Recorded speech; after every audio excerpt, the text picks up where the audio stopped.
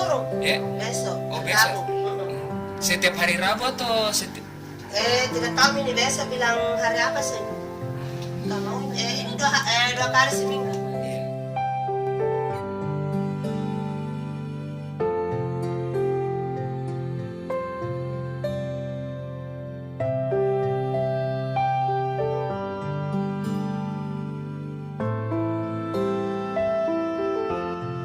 Assalamualaikum warahmatullahi wabarakatuh.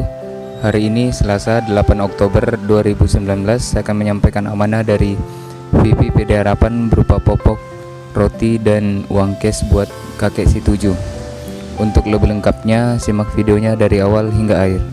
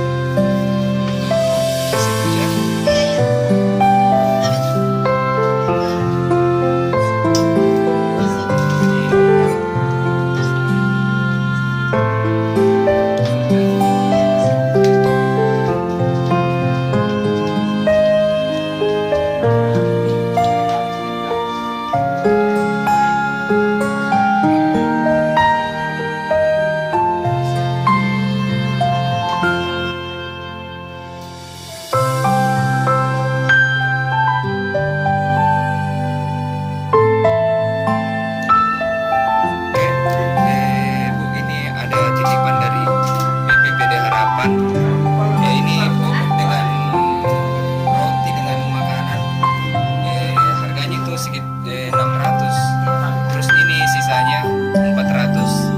Uang cash bisa kita